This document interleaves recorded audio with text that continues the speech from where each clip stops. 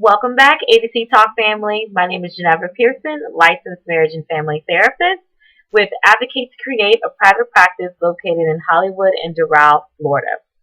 So today I want to talk to you about a topic entitled You Are Not Enough. So I want you to sit with that statement there for a moment. You are not enough. Where in the world is that stuff coming from? I really have coined it down to be it's embedded, I think, in societal beliefs and expectations of who we're supposed to be, how we're supposed to be, when, where, why, um, uh, cultural beliefs and traditions and and customs, religious beliefs and ideas. And the moment that we don't meet those expectations, it circles back to the notion of we are not enough. Now think about it. We encounter this in very multiple ways in our lives. So for example, think back when you're going on a job interview and you have dressed yourself to success and you have the perfect resume or CV and you went to the interview and you spoke with the interviewer and you had positive vibes about how that experience was going to go. You just knew you was going to get the job and you never get the call back.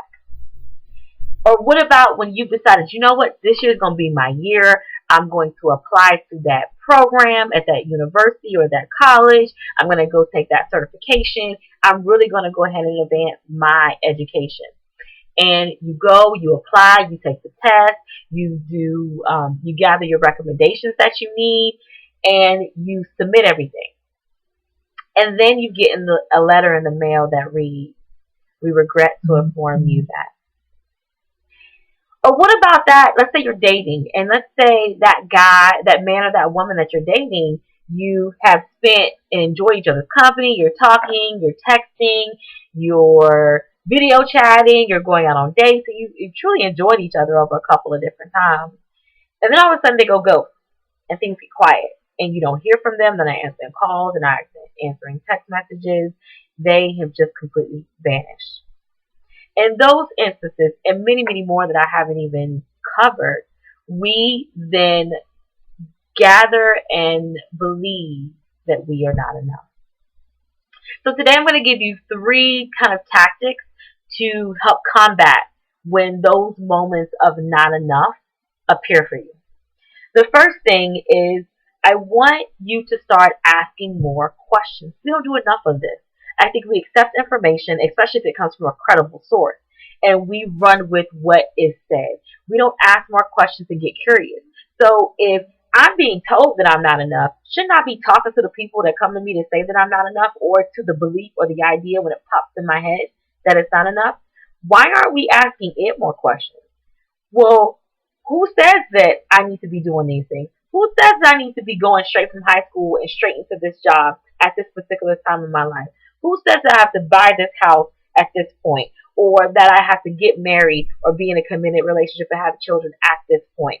Who says I have to do any of that at all? Who says that I can't just date and enjoy courting different people so I can learn more about myself, learn more about what I like and what I dislike, and not have to be committed to one person? Who says that if I go into this particular job and have this particular interview, that I have to get that job because of that interview, rather than it be a stepping stone to me practicing my interviewing skills and maybe gathering more information, that questions that were asked that I kind of really didn't know, and I kind of BS my way through it. I think a lot of times it's the assumption, again, the expectation that when these things are not achieved, and which equals success, then automatically there's a failure. And then we do what I coin as internalize. We internalize things. We look inward for the parts of us that are not enough, and we tear it down. We go limb by limb of, well, what could you have said? What could you have wore? What could you have done more of? What could you have done less of?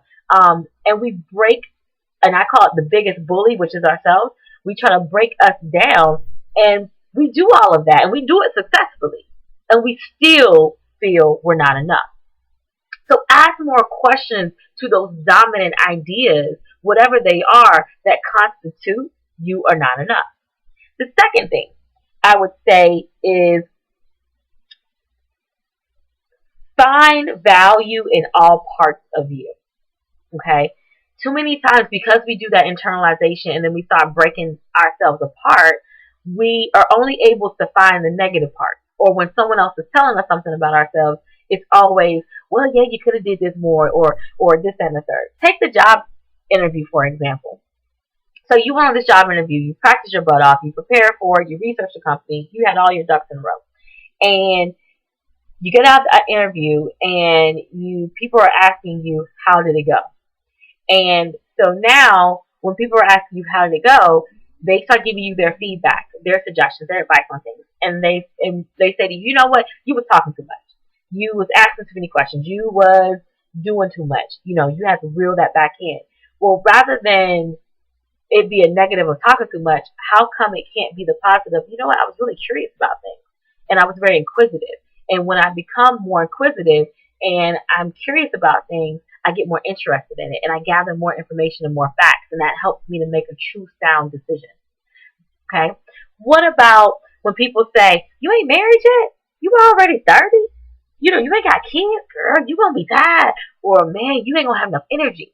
Rather than it being seen as though we're late bloomers, how come it can't be that we are patient and gathering more information and solidifying our journey so that we can be, if we so choose, to be a parent or to be a partner to someone? A lot of times we jump into things and we don't have enough information. And so then things start messing up, and there's lots of arguments, there's lots of disagreements, and lots of differences of opinions. So why can't it be that we're slowing things down, we're patient, and we're walking our journey? Finding value in all parts of you and not just allowing people to break apart you, who's a whole entity, to break that down into pieces and discarding parts of you that don't fit the expectation or the norm, and only keeping the bits of you that do, to that degree.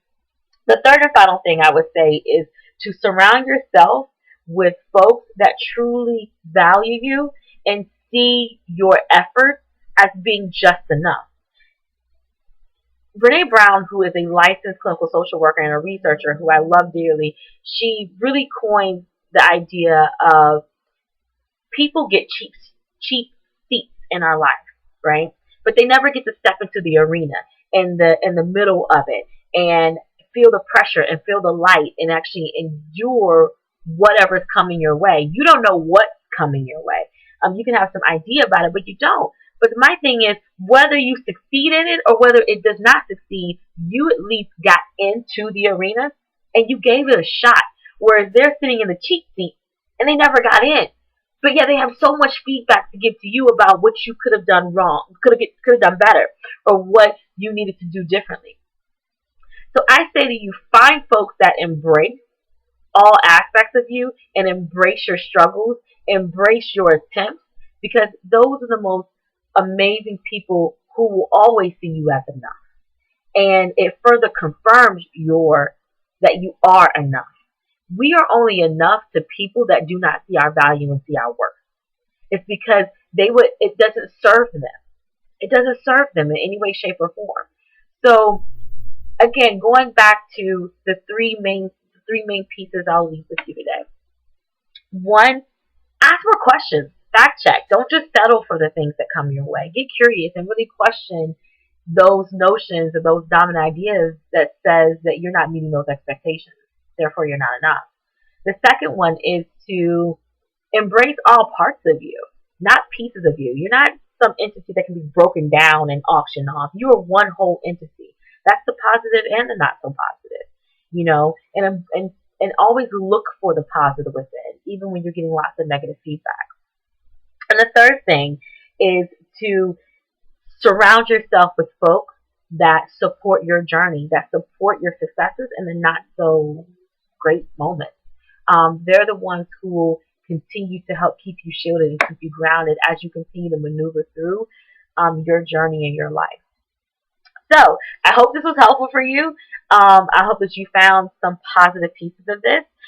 If so, please like this video and also share it if possible on your pages, on your professional pages, on your personal pages. Share it for folks that maybe it wasn't meant for you, but maybe it's meant for someone in mind that you can think of. So, again, my name is Jeanevra Pearson. I am with Advocate to Create here with A to C Talk. And until next time, family, take care of you because our motto here at A to C Talk is with awareness comes action.